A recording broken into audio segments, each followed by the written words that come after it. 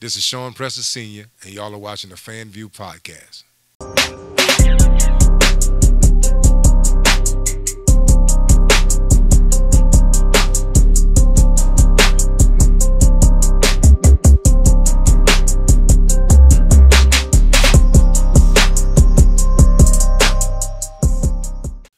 Yo, man, listen. Welcome back, everybody. Fanview podcast. We ain't gonna go into any more episodes. We official now, G Sports. Oh yeah, we official. We in the building. Listen, I'm that boy Fred. G Sports back at it again. With another guest, Shawn Preston Sr. From the Tri-Parish. Tri-Parish. You know I gotta rep that, man. You man. You My lucky dude, Coach Hen ain't here. Yeah, man. yeah. My dude Shawn Preston in the building, man. Shawn Preston Sr. Yes. Been a good friend of mine for some years, man. I remember playing against him when he was a head coach back in the day, but we'll get into all that. Appreciate you coming on the Fanview podcast, man. How does it feel? I'm gonna get right into it. Yes. How does it feel? You got one son playing in the Reliance Quest Bowl in Tampa, Florida on January 2nd. And then you got another son that's gonna be competing in the Sugar Bowl right here in New Orleans. How is it for the Preston family, you and Miss Laura, man? Just tell me about how this holiday season been and what you expecting for these two bowl games with your sons, man. Well, first of all, fellas, I am elated to be here today. Watch you all the time, and to be sitting here on the set, it's a blessing. Appreciate it. And, during this holiday season, little things is the things that, we really, really pay attention to. And just being here today and sitting here, I appreciate it. And like I said, looking forward to it. Pleasure's ours. No doubt. Jumping into it with the boys, man, me and Ms. Lori, we're always on the go. And, Always.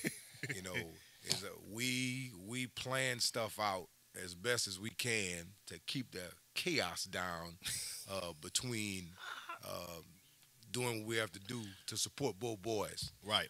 But once again, we see it as a blessing. Yep. Right. Most parents, a lot of parents would love to have some of the situations and issues we have to deal with. Right. So we don't count it as a negative. We count it as a blessing. The different things that we have to do in planning in order to make sure we support both boys. Listen, talk about having two boys playing in the SEC. One at Mississippi State that just recently graduated, by the way. Yep. Congratulations on that. Kudos to my dude Shawn D, man. Graduating. Then you get another kid coming out of high school, he gets recruited, and he, come into Alabama. Talk about having two kids playing in the SEC, playing at that level. Most kids, most parents don't get kids to play college football, let alone Power 5, let alone SEC football. Big boy football. Big boy football. Talk about just having two kids being able to play at that level, man. Well, once again, we don't take it for granted, as a family, because, like you said, you have parents and families that would be elated to have just one kid playing college football, period. Right. And to have two sons, that are playing on that level, once again, we're blessed. Right. God's been good to us. It's not all of our works. It's not all of their works. And I make sure that they understand that, it stands on the strength of a lot of prayers that came before them, right, along with their hard work. Right. There's a saying, prayers without works, is void. So we definitely enjoy it. We definitely savor every moment. But sometimes, man, it feels unreal. It's right. Like sometimes I got to pinch myself. Right. Like, really? When I look at the TV and see when both of their teams are being talked about for whatever reason. Right. It's like, damn, that's us. That's y'all. y'all. I mean, that's y'all. That's y'all. That's our families. That's our Correct. extended football families. The Preston name. Yeah. So, I just hope that, our journey, continues to inspire others, that it could be done.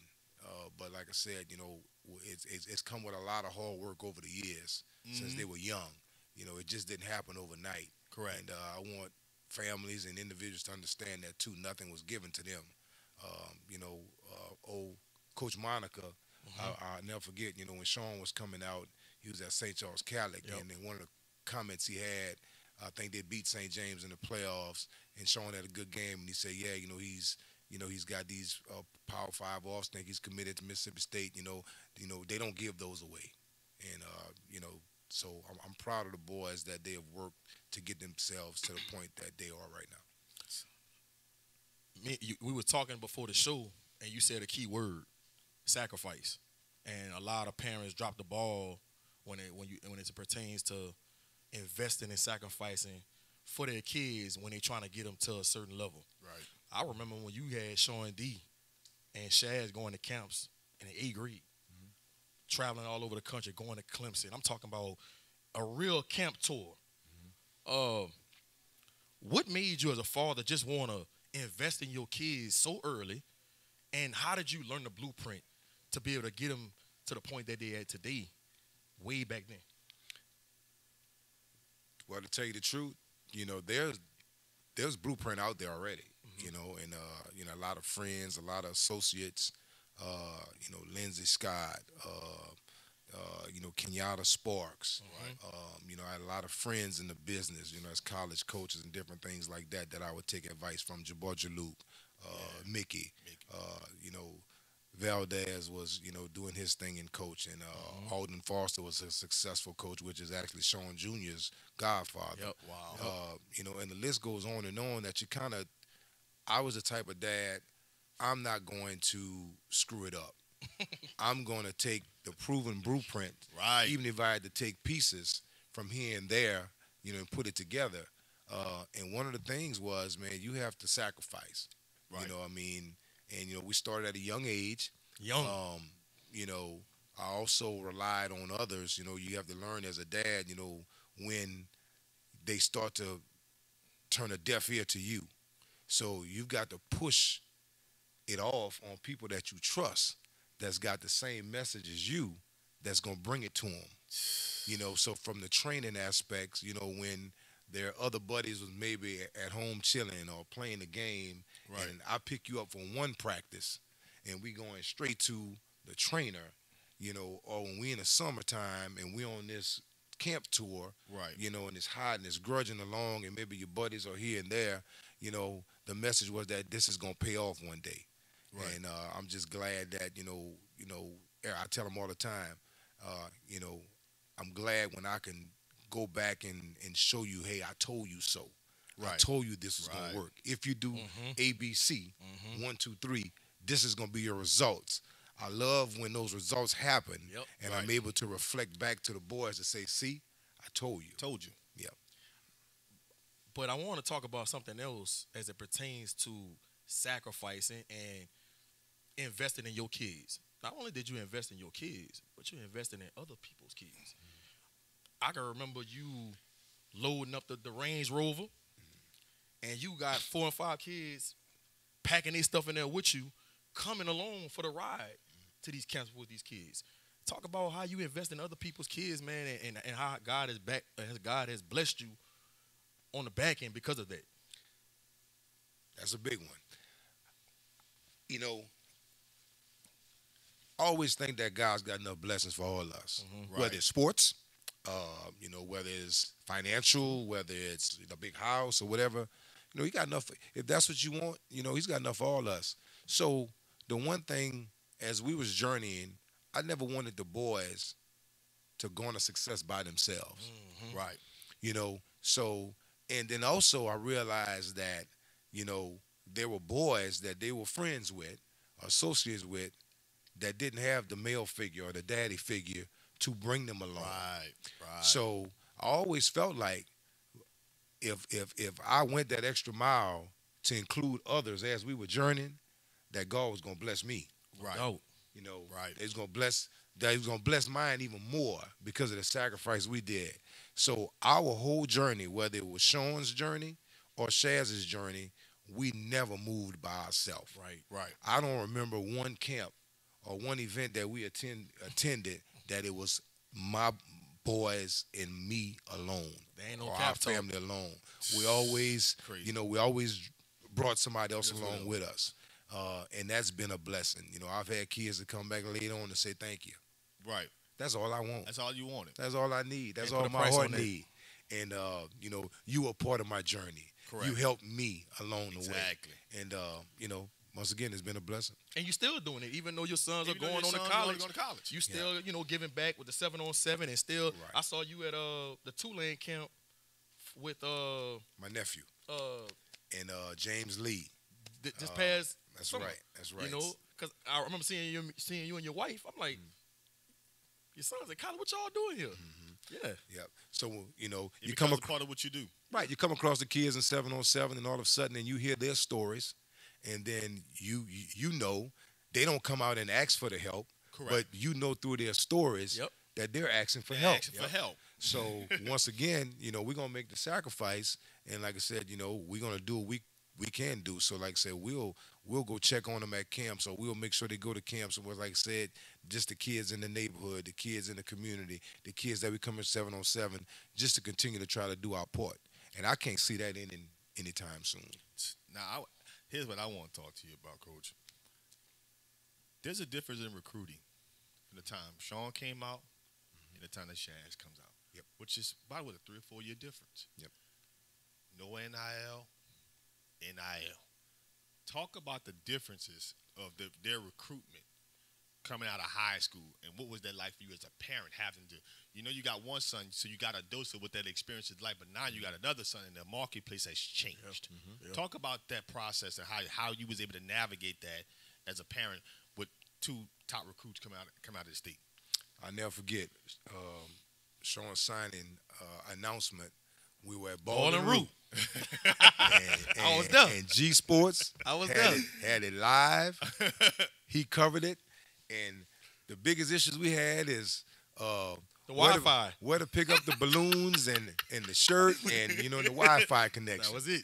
You know, now, you know, with the next son, you know, like you said, you know, we got a whole different animal. Right. You know, Shawn's biggest deal, you know, there was no NIL involved. There was no transfer portal involved. Another one. So Shawn was one of those 3-star kids that Mississippi State said, hey, you know, we see something. You know, we can bring him in and develop him behind Jonathan Abram and, you know, some of the other First round pick.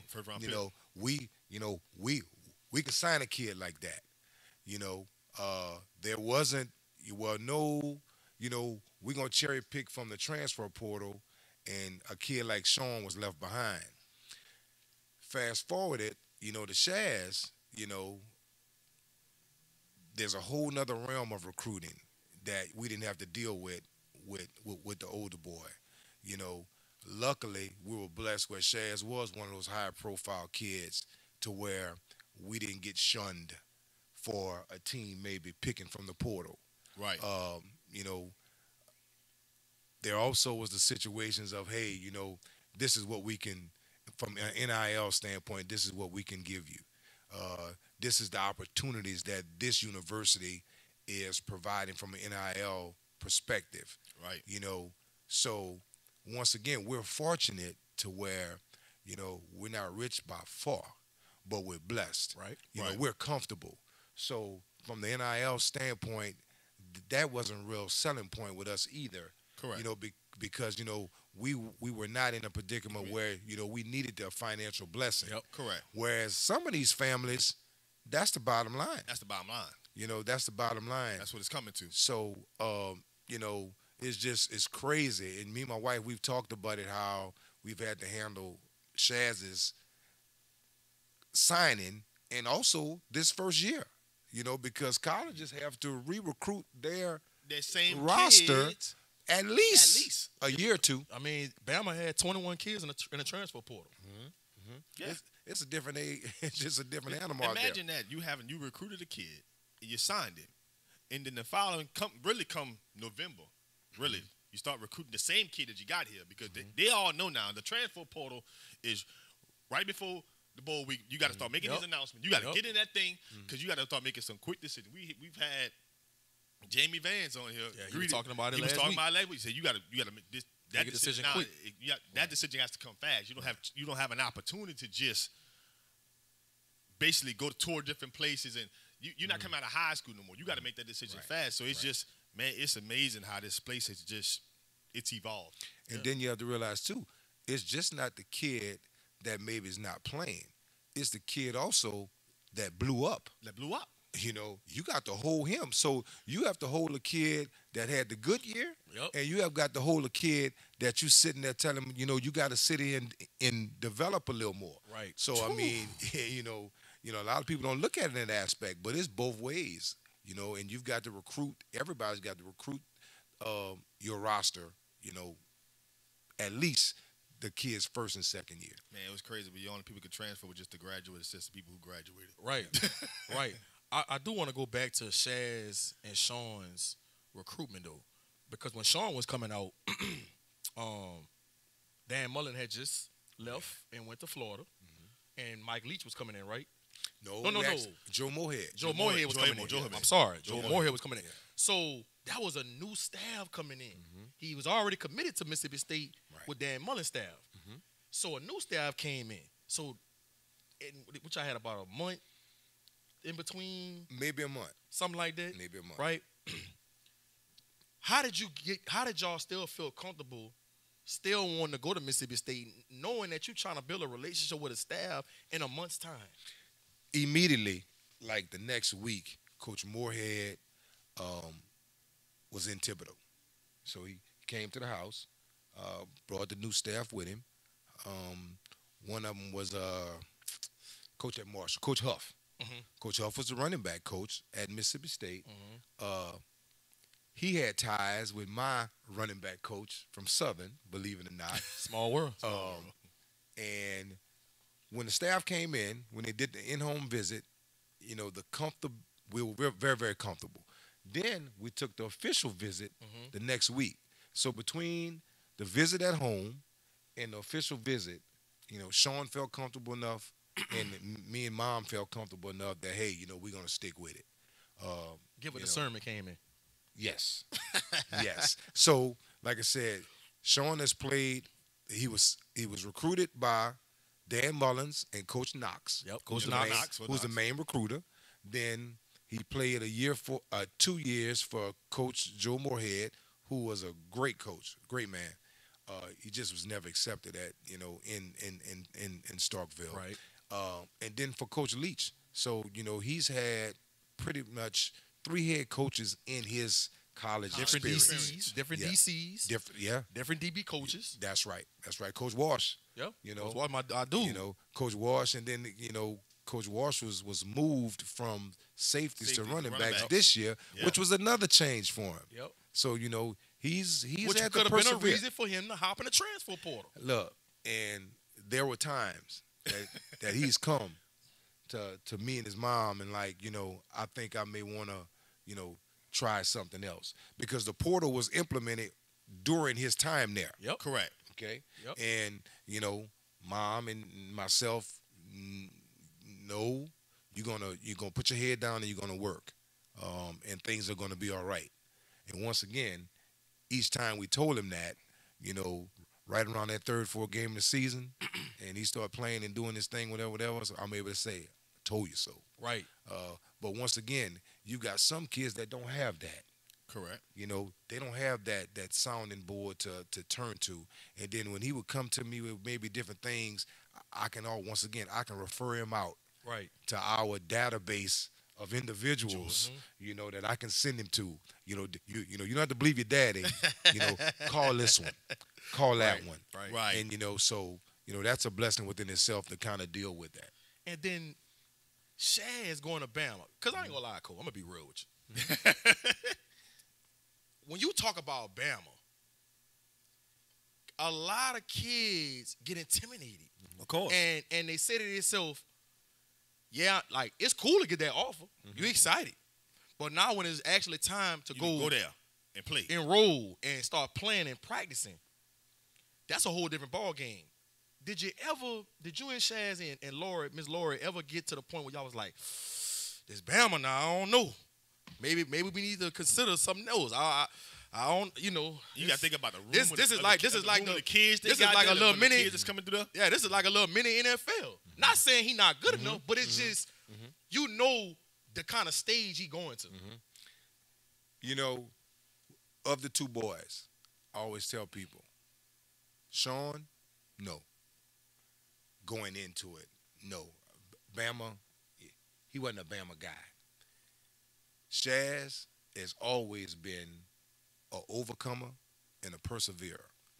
And I thought that was two biggest things that if this is what we're gonna do, you're gonna have to, at some point in time, you're gonna have to overcome and you're gonna have to persevere in order for it to work at Bama.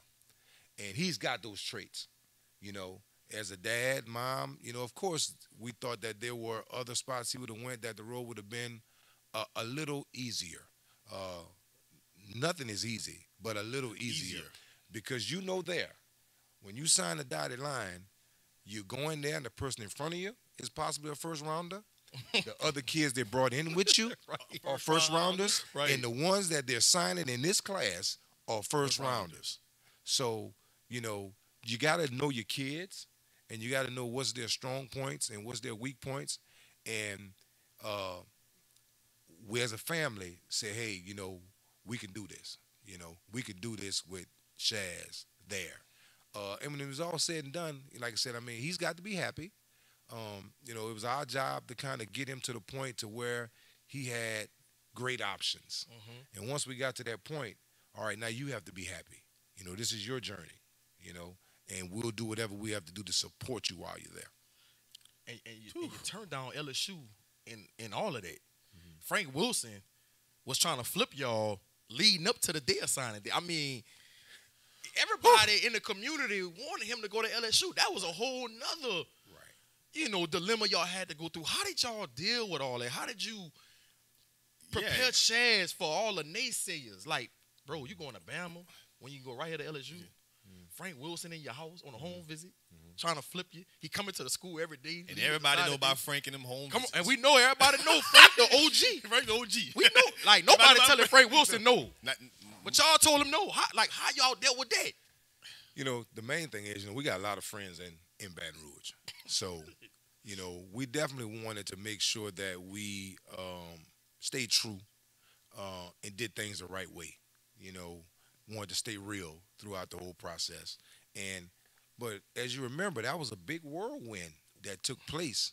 Yes. Right at the end of that signing day with Coach O leaving and Frank coming in and not knowing what's going to happen with Mickey. Frank came with maybe a month before signing, a couple weeks. A couple weeks. It was a couple weeks. Yeah. They had him and Jalou ended up at St. James at the same time. That's right. That's right. They didn't know who the wide receiver coach was going to be, even though it was rumored that Cortez was coming. Cortez was recruiting him at Georgia. So it was a lot. And I tell people, Coach O did a great job recruiting Shazz. He really, really did. With the phone calls, with the FaceTime. I never forget. He FaceTimed Shazz from the green room draft. When Jamal was getting drafted. And he put How was that feeling? Like, wow. Like, wow. I got the TV on, so we watching it, and here it is. I'm like, wow. But bro, you blessed. And Frank, that's recruiting. Yeah, That's recruiting. When Frank finally got in place, he immediately contacted us. Coach Kelly was flying over to different spots, and Frank must have spent a day, half the day at school, and then the rest of the night, in Thibodeau, and we just talked. We talked and we caught up. Been knowing Frank a long time, and when he left, once again, Shazz, let's talk in the morning. I didn't want to talk tonight. We'll talk in the morning. He let him sleep on it and process it, and he got up the next morning, and he still wanted to stay true, to Bama, and once again, we know that we live in the heart of Tiger Country, but we also know that we've had individuals that we're close with, Devontae. I was just about to say Devontae Smith. That it has worked. It worked. It has worked. So, I got a question for you. Sticking on that same topic, how much of that decision, as parents, you allow it to be your kid's decision, and how much of that decision you as a parent say, you know what, I know what's best for you. How much of that these kind of decisions? These are business decisions. This is a lot of times these kids' first real business life decision. How much of that is you as a parent saying, you know what, we're going to let you make this decision, but how much is as a parent you saying, you know what, I got to do what's best for my kid? Once again, you got to know your kid, and both of my boys, they're different. So with Shawn, we probably pushed a little more to, hey, this is the best decision. But also, you got to know your kid. I can't tell him that. I got to show him that. At the time, Jaluk was at Texas Tech. Okay, well, that's Uncle Jaluk to him. Right. Dad, I think I want to go to Texas Tech. Let's go visit. So what we In did Lubbock. was, let's go visit. So what we did was, we flew there. Easy flight there. But we had a 7-on-7 event in Dallas, intertwined in that visit. We drove from Lubbock to Dallas. How far is that drive? About 7 hours. It's a father and son bonding moment. Well, I will never want to do it. Dad, I don't think I can do this. Right. Right.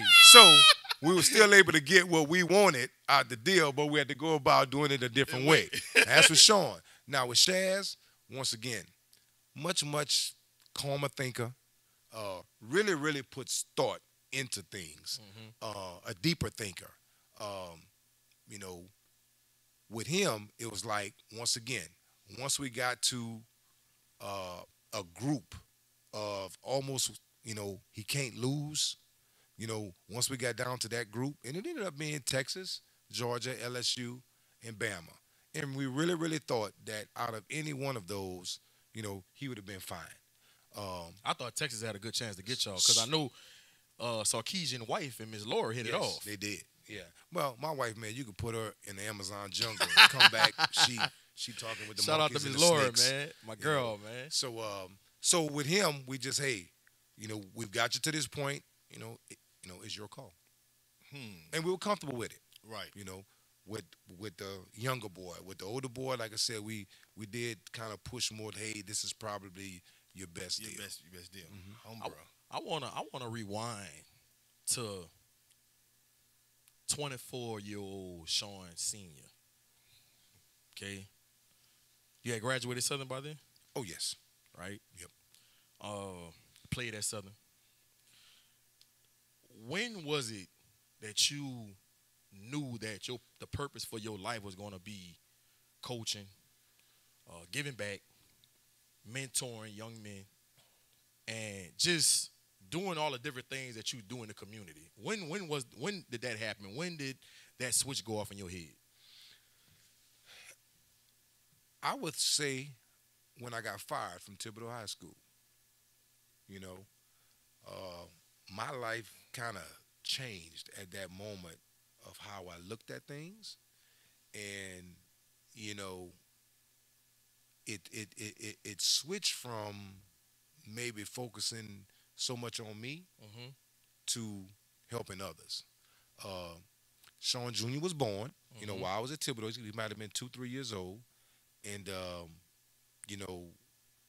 when I got to Thibodeau, I think I was 24. As a head coach, maybe 25. Yeah, I was making 25 later on that year. I didn't know you was that young. Wow. So I stayed there, like I said, about 3-4 years, and upon my being released, it's kind of when my life shifted, and like I said, it was more of, being a servant, rather than maybe focusing so much on myself, and I could feel a shift. It felt better, Right. Like I said, moves were easier. Right.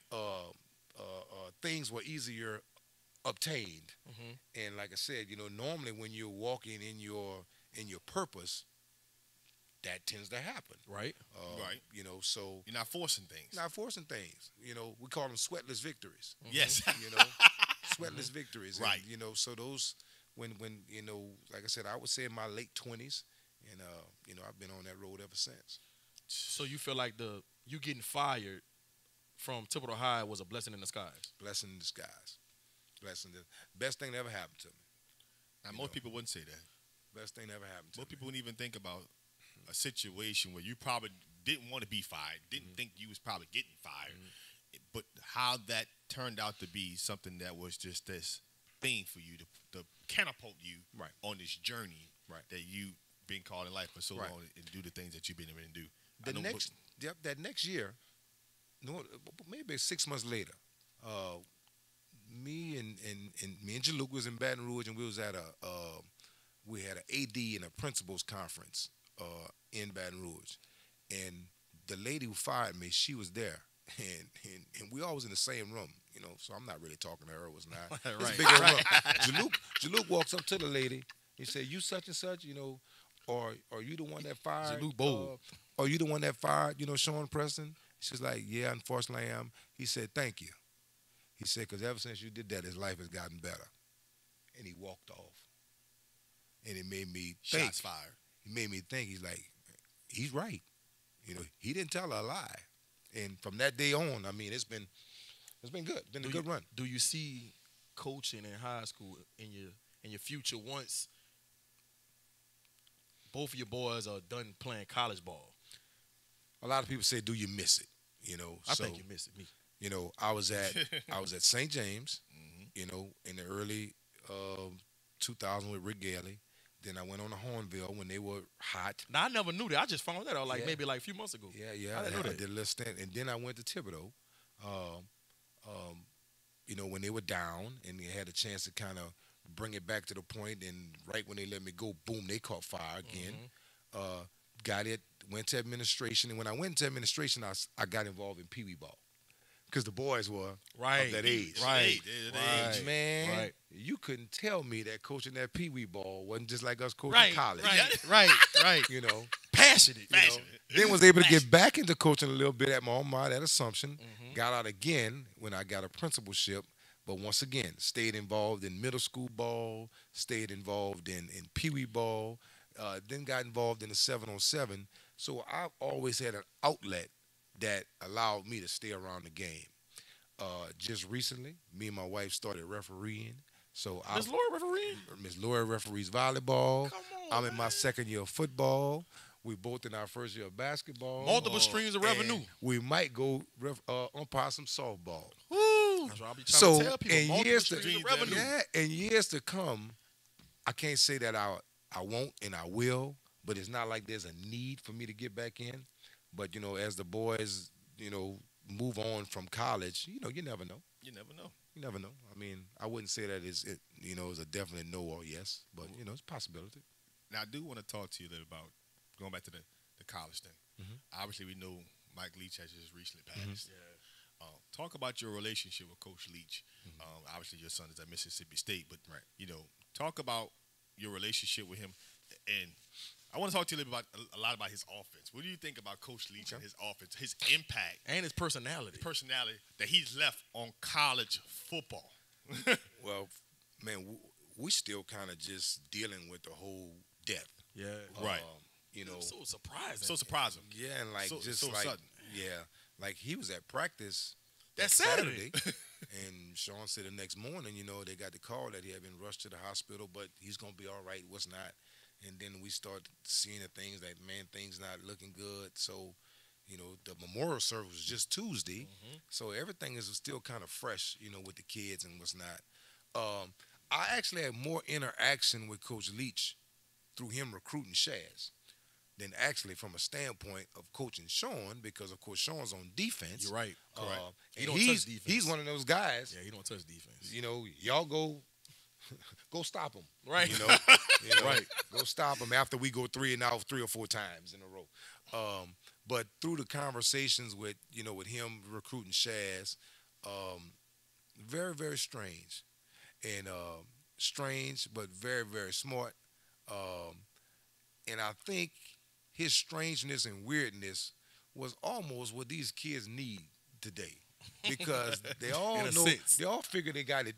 They all think they got it figured out. Right. And you got this one that comes up to you and start asking you questions about, how many craters do you think there's on the moon or something like that? Or, these are just way out questions, like make them like, kind of, and they respect that.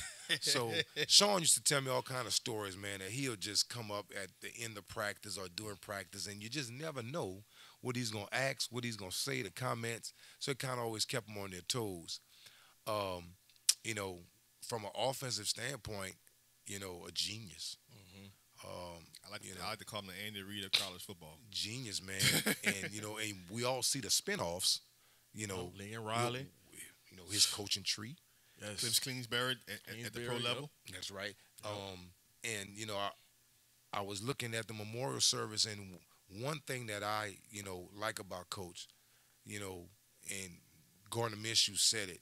He said, when you play for him, you never feel like you're an underdog going into a game against anybody. It's like you always have a chance to win because he's got something that he knows is special that's different from what people are going to see, And I'll never forget the first game he was there when they played LSU in Baton Rouge. And upsetted they them. threw for 700-something yards, and they upsetted them and beat them the way they did. Yep. I was like, oh, my God. Yep. He is what you've read and you've heard about. And then another thing that sticks out to me about Coach Leach is he's got a motto about playing the next play. Mm-hmm. Bad, good, and different. Let it go. And short-term memory. We go on to the next play. Yeah. And if you always giving your full attention to the next play, to the next practice, and to the next game, if you lose a game, let it go. If you win a game, let it go. The success rate, tends to rise, if you have that kind of mindset. So, he made a big impact in a short period of time there in Starkville. He was well liked. One of the things that touched my heart just yesterday was, they said one of his last act of donations was to a black-owned restaurant. Yeah, I saw that. That we go to all the time. And they said he was about to shut it down. Huh? About to shut down. Yeah, I saw that. And the young lady told a story. Of course, she didn't put a dollar amount on it, but said that he was very, very generous and saved us from closing. So you got to be careful. Because I know he's controversial too. Correct. And you have some individuals that he's with the cowbell and all that. He's left wing, he's right wing. But I've always been a person is that I judge people by how they treat me. How they treat you. And some people can't judge them how they vote. Some people don't operate like that. So that's my Coach Leach deal. I want to talk about the way you was brought up. I'm very familiar with your family. Mm-hmm. All right. And the reason why I want to talk about this because I'm around so many parents and I see how parents could be their kids' dream killers.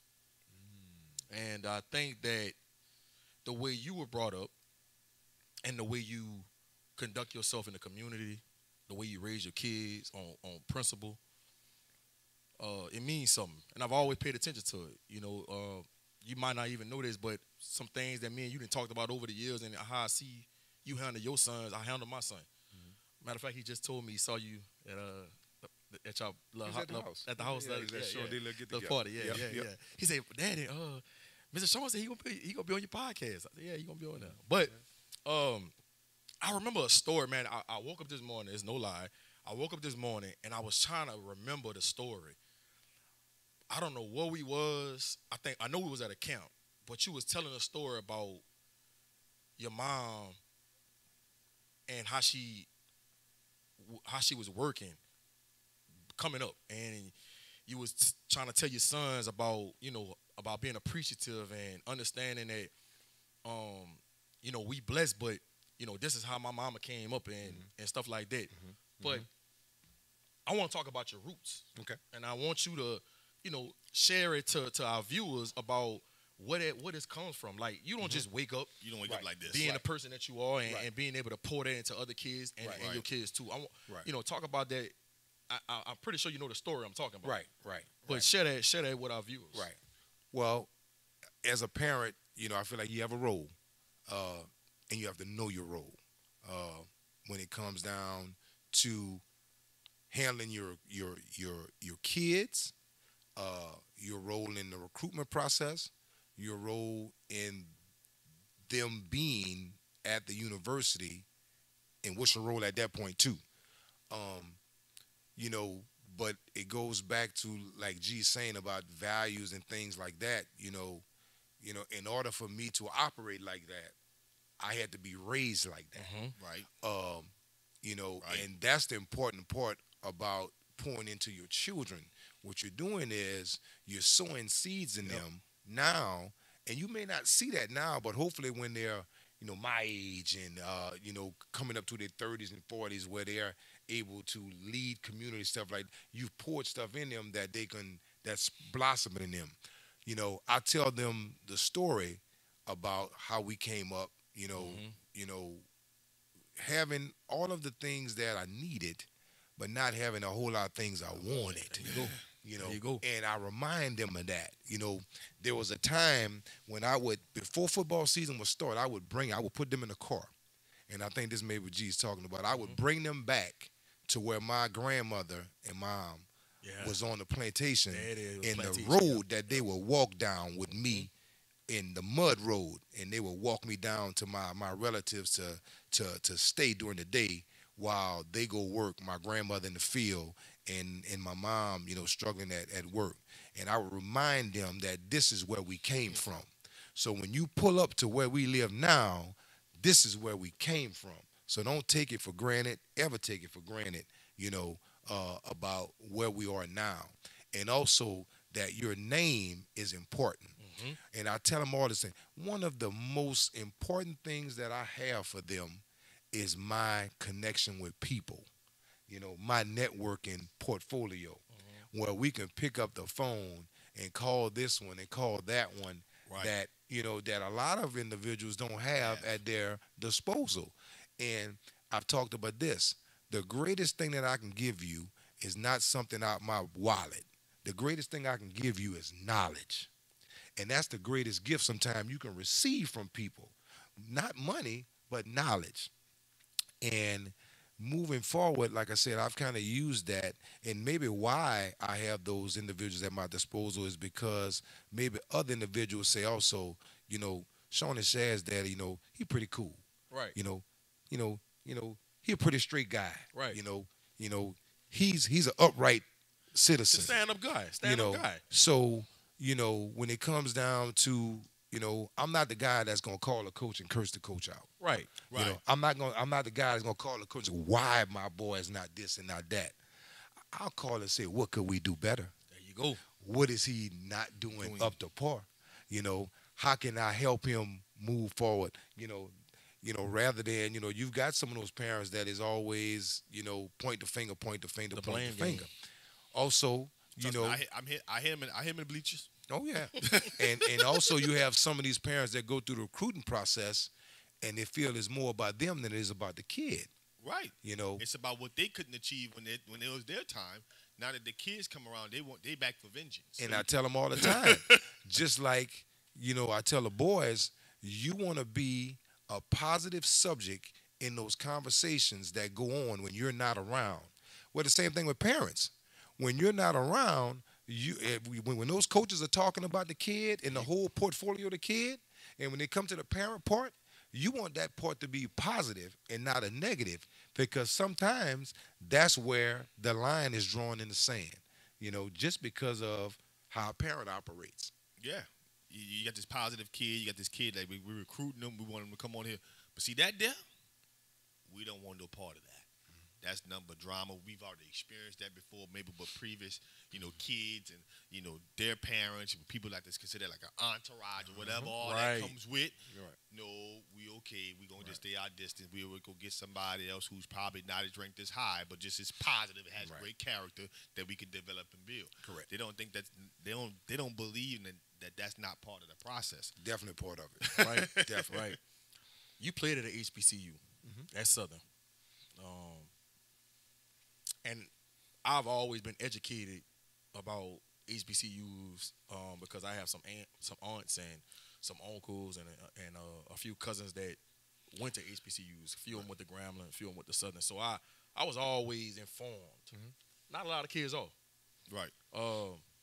What's your take on the state of HBCUs right now and what Dion did these 3 years and how our community has ridiculed him and said so many negative things about him for leaving Jackson State and going to Colorado? What's your response and your take on it?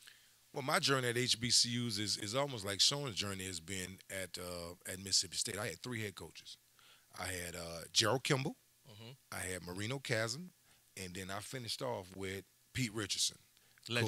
The legendary. Legend. He, Coach Richardson's first year was our senior year. So, he came in and won it his first year. And, and we were able to kind of see the difference in how a program should be. Right. He ran it like NFL type deal as far as expectations, as far as organization, things like that. So I would say that we were just as organized, as a Power 5 school, as any. But the difference was resources. And I think, what a lot of individuals don't understand is that, there has to be a funding source for those resources. Yes. Like I said, and I think that's where, we really don't put a whole lot of attention to. I lived it where we didn't have air conditioning. Okay? I lived it where, the athletes got in line, in the same line as the students to get lunch. Damn. I've lived that. Right. So I see the different things that my two sons, the amenities and the luxuries that they have. And, sometimes I talk to my buddies, I'm like, man, what if we had a quarter of that? A quarter. Boy, you had noodles, boy. Look. You can tell everybody you had noodles, boy. Look, McDonald's was right across the hump on Hardin Boulevard. Right. And if you can find you $4 and go get you 3 99-cent specials, from McDonald's on given nights, man, you were doing good. Right. You were fine. Man, you were elated.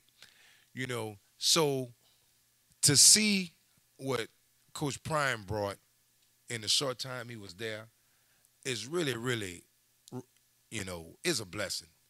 Is remarkable, and I get it. We wanted to hold on to him longer, but you can't argue the things he did do in the short time he did it. But once again, as a culture sometimes, we don't look at the big picture. Right. And we get a little selfish. And we going to point out the negativity in us all the time, So, I wish that definitely, there's somebody else that's going to pick up the banner and keep running, because it was nice to see HBCUs, have some of the things, not the needs, but the wants that some of the other bigger programs have. In terms of that exposure, in terms of that media coverage, in terms of that, yeah. Do you think, because I think that they signed a 10-year deal with ESPN, the HBCU network or something like that? I think they signed a 10-year deal. I think it's $120 million. Something like that, yeah. But do you think the HBCUs can keep up the awareness, the exposure, now that Prime is going to Colorado, like going forward? And I think that's just going to be important, because exposure, is one of the things that brings, once again, those funding sources. So I think that's the main thing we need to focus on. Right. Keeping that exposure out there to draw some of these funding sources.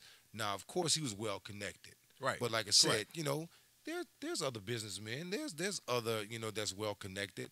But like I said, the idea of thinking big, like he did, is something also. A lot of times what I've seen in our HBCU community is always, well, we can't do that. That's not possible. And I think that's one of the things that kind of ended up butting heads with towards the end of his stay there too, was, he kept more and more and more. But if you're not pushing, sometimes you don't receive, some of the luxuries that they did receive. I don't know if y'all remember, you talking about ESPN, I'll never forget one of the first weeks he was there, he talked about, man, we can't get our score at the bottom of the ticker. Right. He said, and he wanted the names on the back of the jersey. Names on the back of the jersey. He said, what does he said, that's somebody typing in. He said, we can't get our scores at the bottom of the ticker. So he didn't start with getting the game. The first thing he did was just get the score on the bottom of the ticker for the HBCU games. You know? Not just that, but just the name of the back of the jersey. He was like, man, do you think my mama didn't want to come out and come see me, and I have my name in the back of the jersey to represent, their names. I just think that it was just from the outside looking in. This doesn't mean I'm right or I'm wrong, right? But when you got a person of that persona, caliber, coming into that type of situation, he's pushing, and things are happening, but they're not happening maybe at the pace that he wants it to happen at, right? What ends up happening is the people that could be there, they're not used to this level of change, Right. Because if they have to adjust and accept this change, they're going to also be held responsible or accountable for what change don't happen. So I'm not saying they've been complacent by any means of the imagination. They're just not used to this level of change, because this level of resources requires a level of responsibility and accountability There you go. for what's about to happen.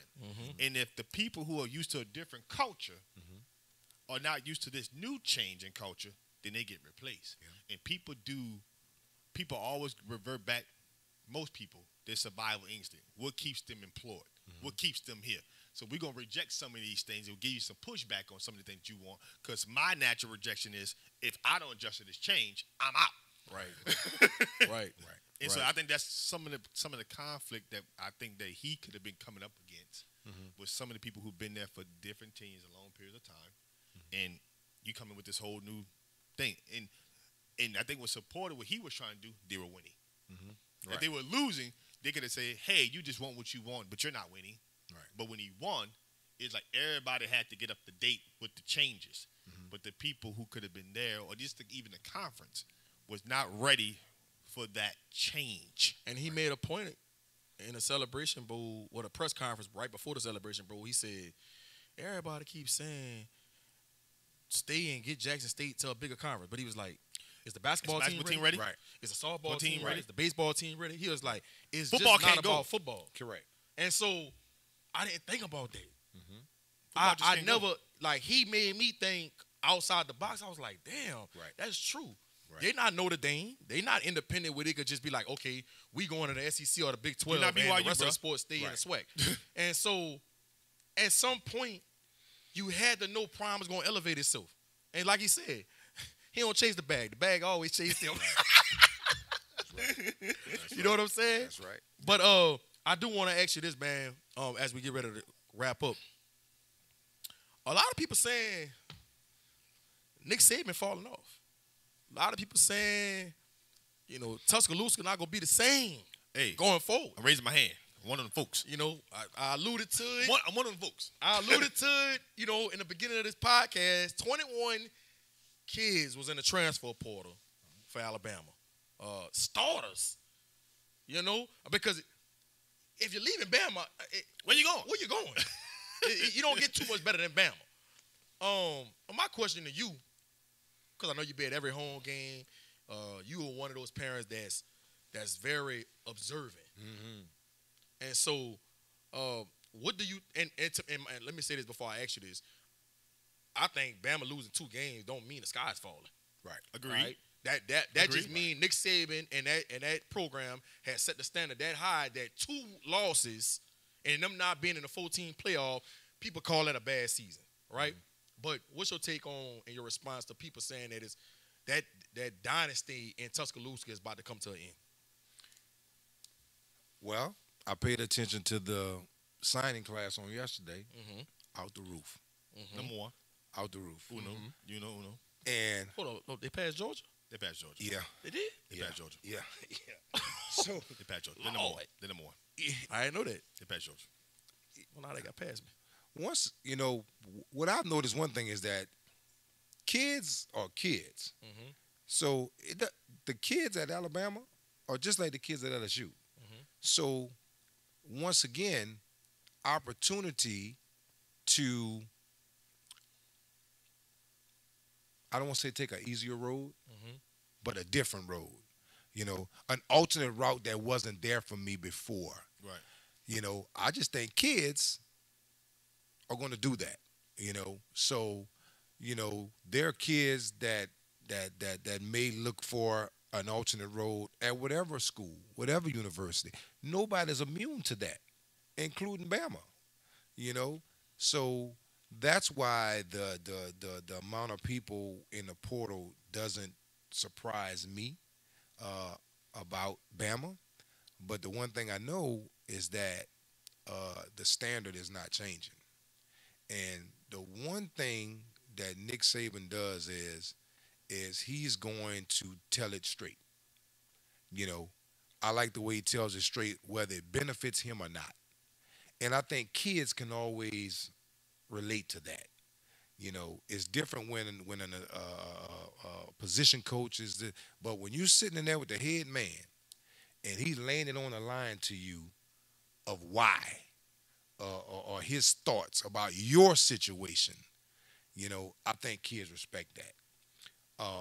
And like I said, I don't think that he deterred all the kids that got in the portal from not getting in. You know, all of them have their exit meetings and different things like that. Yeah. But, you know, just being around it, you know, I've been around 2 organizations, and there's just a different in Tuscaloosa. Right. You know, I've had coaches to tell to say, give me some of those differences. You know, let me know. You know, inform me. Right. You know, Everybody will know what Bama doing. the inner workings are just different. I don't disagree. You know, so I don't think the kids are gonna fall off. I could be wrong, and like I said, this signing class is a perfect example. You know, but like I said, you know, anytime you lose 2 games and they act like the world is coming to an end, that's a standard that you've made. It's a standard. That's a standard. My biggest thing about Bama is that, man, we've had a chance to watch them now since Nick got there, 08, when he got there. I think what also makes a program is not just the head coach, but the assistants that he had around him. That's a good point. And There you that's go. where I think where the standard is to that part coming down. When you start thinking about some of the coaches from Lane Kiffin, who was there for some time, Sarkeesian, who was there for some time, Coach Burns. Coach Burns, Billy Napier was there. Kirby Smart. Yeah. Who was the DC there. Yep. Jeremy Phillips, who was one of the DCs at one Kevin point. Steele. Kevin Steele. So when you start to think about some of the position and coaches that were all that came through Alabama, you don't see some of those prestigious assistant coaches that create that standard. And that's why I say to myself, is it something that could be coming down? Because you have to replace those guys. Correct. But those are the people who are out there recruiting. And not, I get it, Nick is the mastermind when it comes to recruit, but those assistants are just as valuable because those are the people who relate to those kids. Yes. But when you start getting that kind of turnover, you got Lane over there at Ole Miss. You got Kirby Small over there at Georgia. We got Billy Napier at Florida. You got to start thinking, Steve Sarkeesian now over at Texas. Right. So And Texas had him this year. they had him. Texas had him. They had him. Could have been 3 losses. Could have been 3 losses. Ooh, but he missed the kick at the end. Missed the kick, and then what? They gave up a long run at the end, Yeah, or something wrong like way that. in. So when you start thinking about that, right, you start saying to yourself, "What? Hold on," and then you start to get to this situation where when you start thinking about the past players that came out of Alabama, let's just talk about some of the running back positions.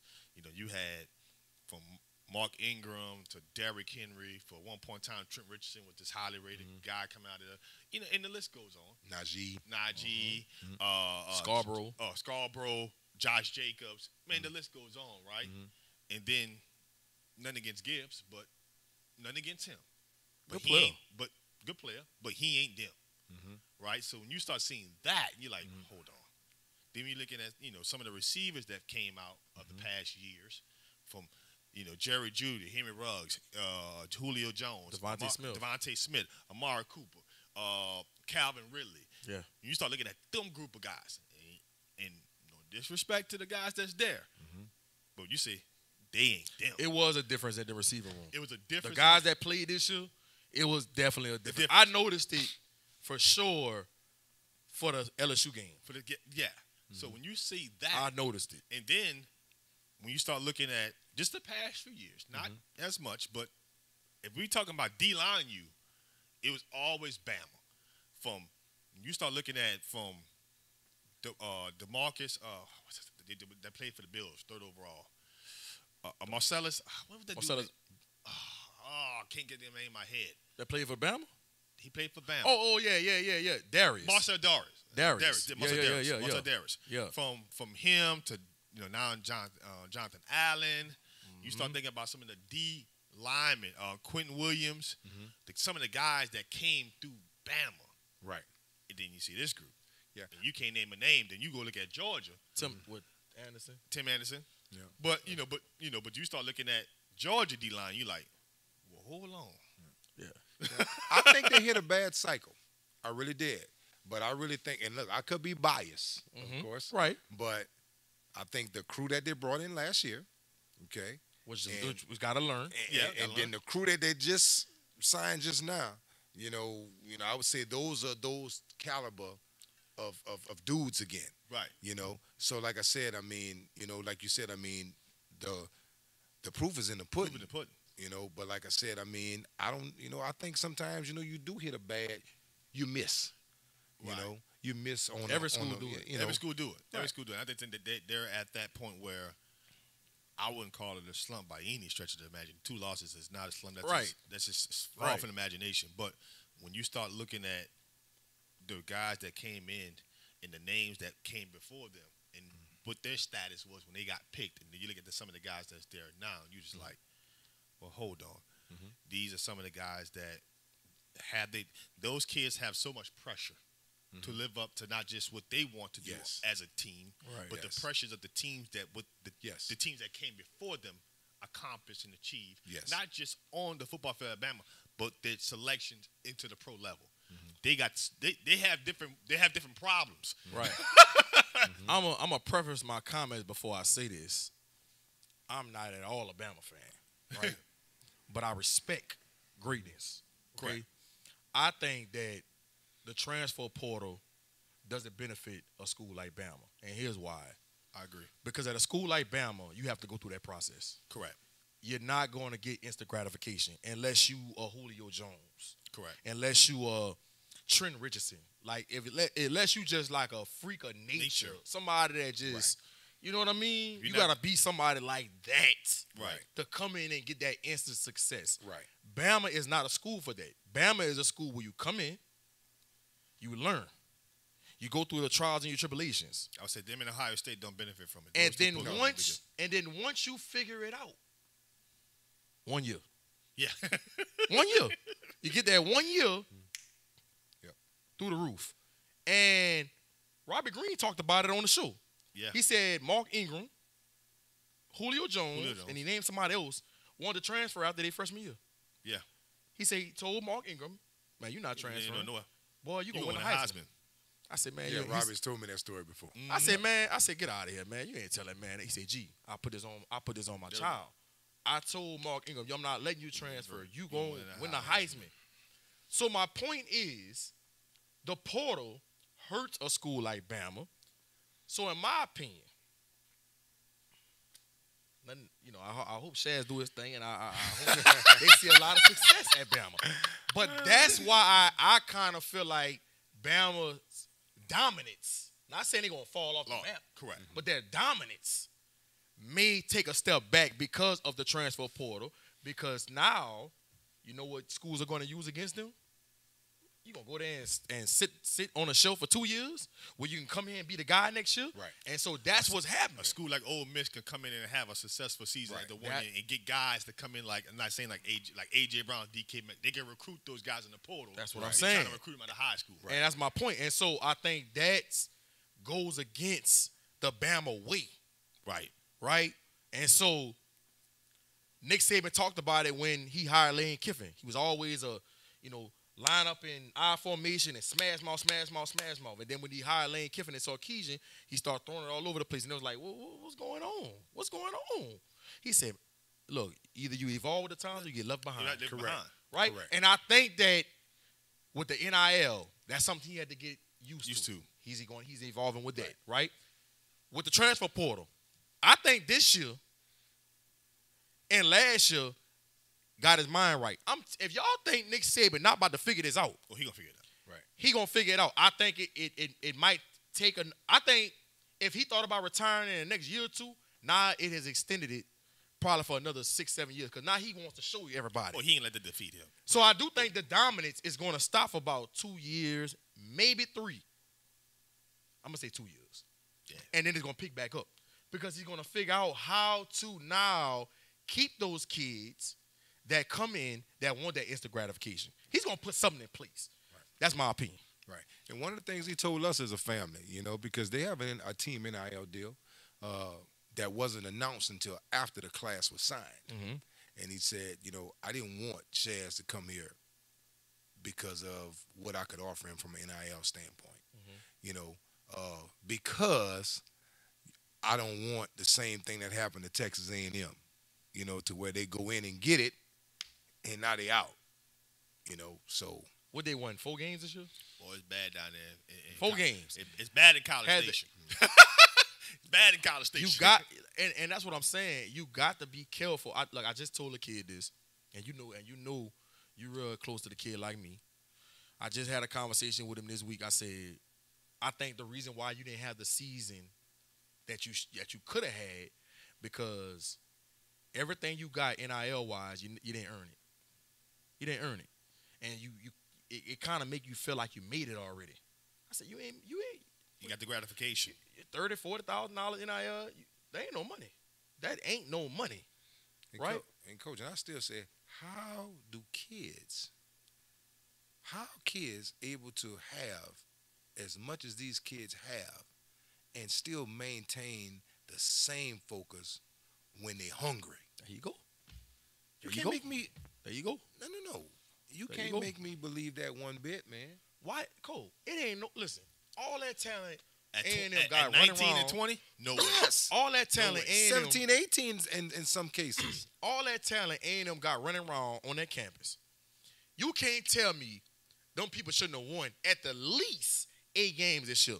But you know why? It's like you saying.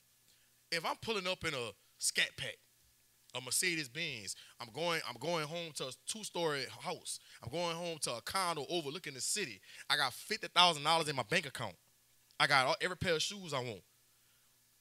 When that alarm clock go off, am I really that motivated?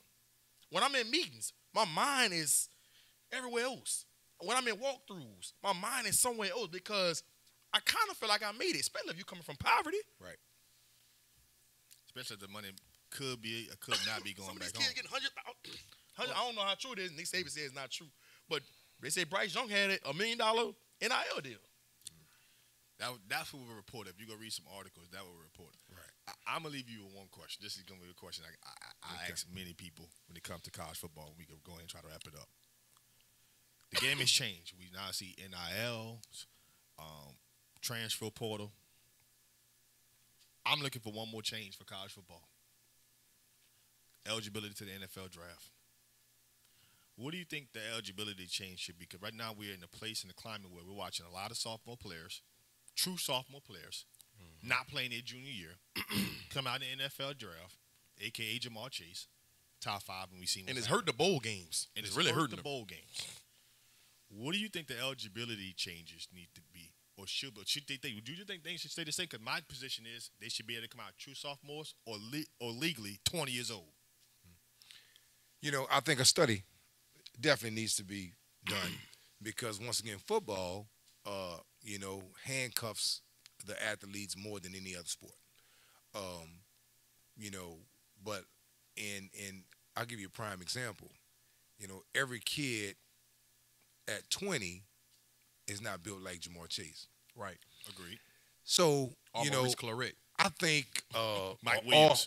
That's right. Mike Williams at USC. So the Fournette. I think a age may be tough to determine. I don't know, how do you put a production scale on it? I think it should go case by case basis. I'm more with G, but this is where nobody wants to get sued because if it's a case by case basis, somebody has got to be the judge and jury, So how do you make sure that it's fair, consistent, and equitable? Yep. About who can go and who has to stay. So that's a tough one. Well, Coach, you just go off of what the NFL scouts saying. If the NFL scouts saying, look, if he come out, he's going to be projected to go 5th, 6th round. Well, you got to come back.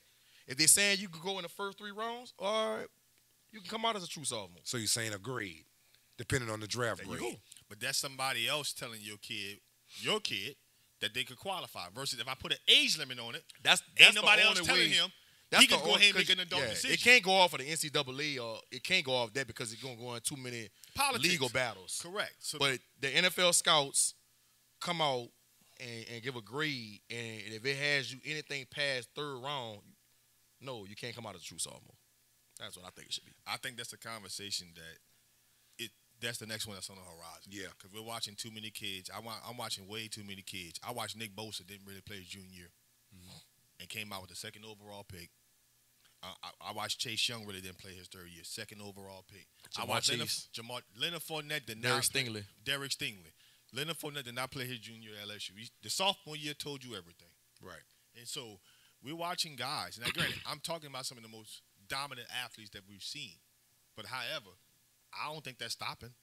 I think we're going to still get premier athletes that's coming through college football. But I'm telling myself, man, what was Clarett and Mike Williams up to when they was trying to be eligible that they had to not come out? But now we're 20 years later, we're watching the athletes now that can do it.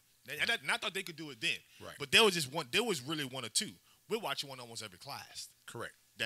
So I think that conversation is going to be coming up. That I love the transfer portal. I love the NIL. But now I'm reaching a place where I think we need to have some more guidelines, stipulations with the transfer portal. True. I think something's coming. It's Wild Wild West right now. Something's coming. And I think that's going to evolve as you start getting more data and new information. Yeah. Just like they tweaked it a little bit this year to where there's a period. You know, it's not just all year random. You know, there's periods that a kid can get in the portal. You know, so I think that was important. But I think once again, there needs to be more tweaking. Definitely more tweaking. And now, but to go against your point, Anderson and Bryce Young playing in the Sugar Bowl. I mean, and it's not the 14 playoff. I don't know how Nick Saban pulled that off, but they playing. Well, rumor is that there's an insurance policy out of this world on both of them. Oh, well, shit, yeah. Well, yeah, you know, all handling business. Yeah. Don't matter.